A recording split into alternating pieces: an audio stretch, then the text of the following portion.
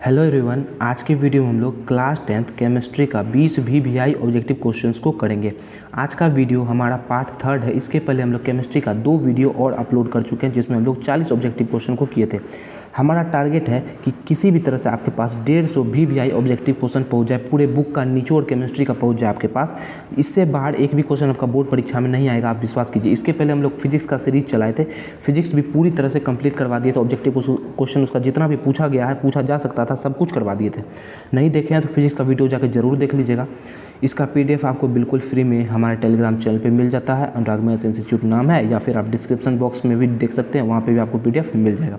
समय बर्बाद नहीं करते हुए चलते हैं अपने क्वेश्चन पर। तो देखिए, टोटल 41वां नंबर का क्वेश्चन है और आज का पहला क्वेश्चन है, सिरका जो अचार बनाने में उपयोग किया जाता है निम्नलिखित में से क्या है।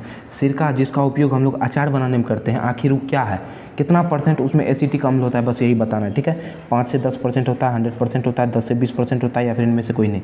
ये क्वेश्चन आपका 2011 में पूछा गया था। तो इसमें कितना % एसिटिक अम्ल होता है बाबू, तो सही से आंसर हो जाएगा इसका 5 से 10%। ये हम नहीं, ये गूगल बता रहा है कि सिरका में 5 से 10% एसिटिक अम्ल होता है। लेकिन कहीं कहीं जैसे हुआ मॉडल पेपर हुआ, गाइड हुआ, सब इस और सब चीज़ में 10 से 20% दिया हुआ है। तो ये इसका सही जवाब नहीं होगा, गूगल जो बता रहा है वो सही है, 5 से 10% एसिटिक अम्ल होता है। चलिए अगला क्वेश्चन है, धातु के ऑक्साइड होते हैं। अब धातु का ऑक्साइड कैसा होता है भैया, धातु का ऑक्साइड अम्लीय होता है, क्षारीय होता है, उदासीन होता है, या फिर इनमें से कोई नहीं। तो देखिए, हम आपको बताए थे जब हमारा क्लास चल रहा था चैप्टर 2 का, धातु अधातु चैप्टर 3 का, तब हम आपको बताए थे कि धातु जो होता है, धातु का ऑक्साइड वो क्षारीय प्रकृति का होता है और अधातु का ऑक्साइड अम्लीय प्रकृति का होता है। यहाँ धातु का पूछा गया तो क्षारीय में मारेंगे, ऑप्शन नंबर 20 का सही जवाब हो जाएगा। चलिए अगला क्वेश्चन है, तनु हाइड्रोक्लोरिक अम्ल का pH कितना होता है। तनु हाइड्रोक्लोरिक अम्ल का pH 6.95 होता है। कितना होता है, 6.95। माना इसको लगभग में हम लोग 7 बोल सकते हैं, ऑप्शन नंबर 20 इसका राइट आंसर हो जाएगा। कितना होता है, लगभग में 7 होता है। चलिए अगला क्वेश्चन है आपका, अमोनियम क्लोराइड का जलीय विलयन होता है, क्या होता है, अम्लीय होता है, क्षारीय होता है, उदासीन होता है, फिर इनमें से कोई नहीं। तो अमोनियम क्लोराइड का सूत्र क्या होता है, NH4Cl।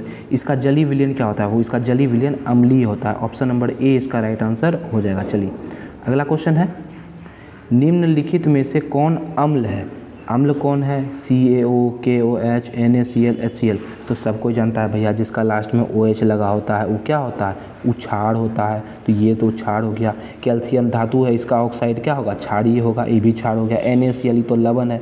तो बचता है आपका हाइड्रोक्लोरिक अम्ल HCl। तो ऑप्शन नंबर D इसका राइट आंसर हो जाएगा। कौन अम्ल है, हाइड्रोक्लोरिक अम्ल है, तो सबको पता है।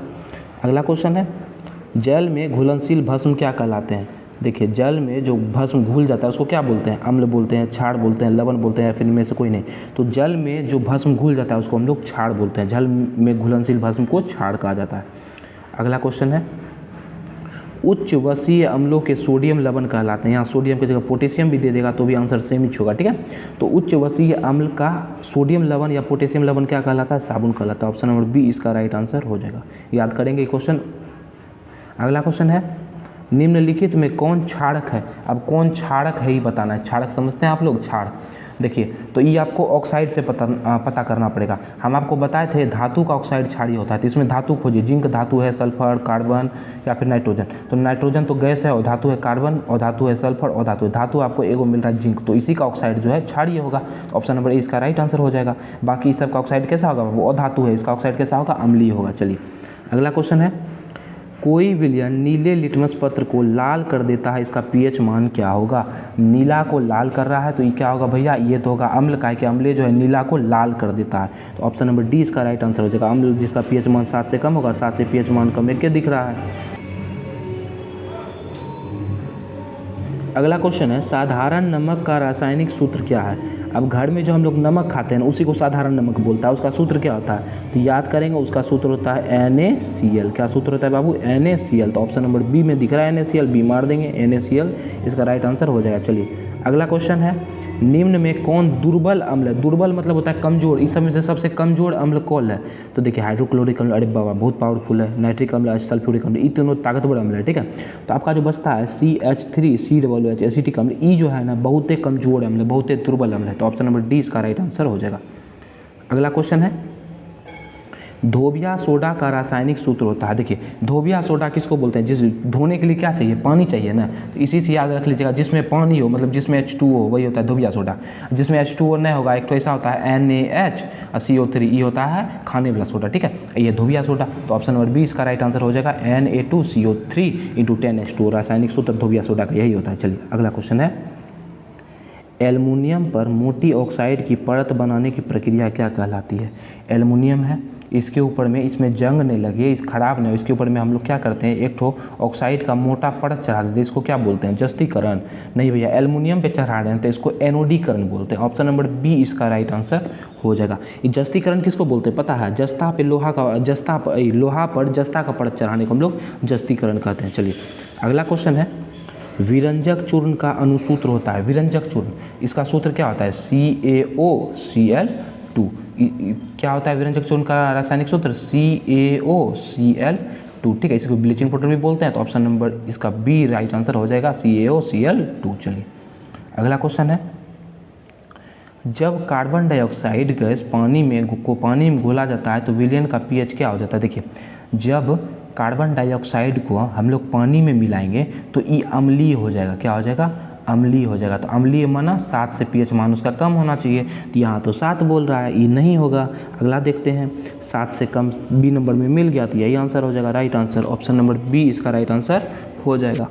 चलिए अगला क्वेश्चन देखते हैं। अगला क्वेश्चन है, ऑक्जेलिक अम्ल का प्राकृतिक स्रोत निम्न में से कौन है। मतलब ऑक्जेलिक अम्ल कहाँ किस में मिलता है, संतरा में, टमाटर में, सिरका में या फिर इमली में।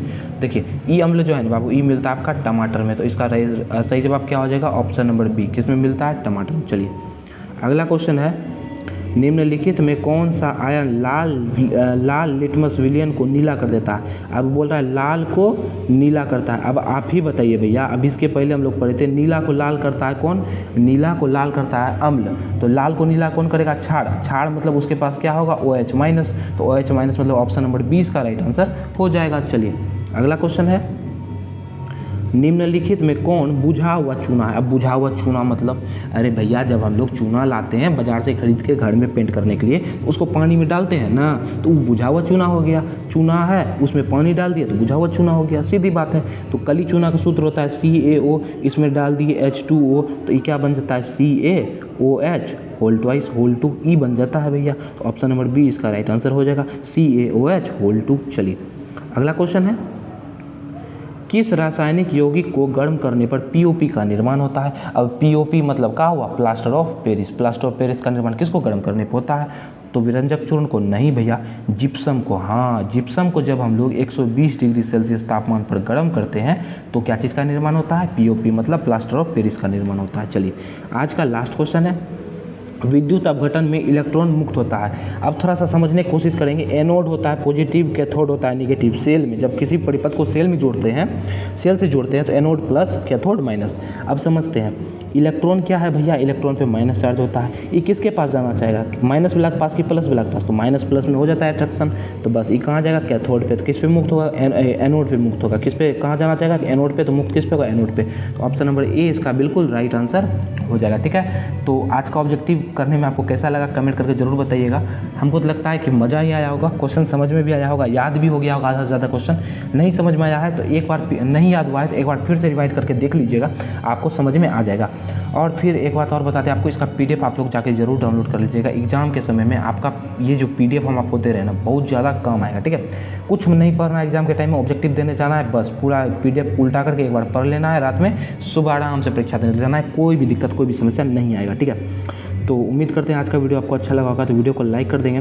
सीरीज़ में अभी बहुत सारा ऐसा वीडियो आने वाला है जो आपके लिए हेल्पफुल होगा, तो वीडियो को, चैनल को सब्सक्राइब भी कर ही लेंगे और फ्रेंड ग्रुप में, फ्रेंड सर्कल में हो सके तो शेयर भी कर ही देंगे। तो मिलेंगे आपसे अगले वीडियो में 20 नए ऑब्जेक्टिव क्वेश्चन के साथ में जो आपके बोर्ड परीक्षा में पूछ सकता है। ठीक है, तो तब तक हंसते रहिए, मुस्कुराते रहिए। जय हिंद, जय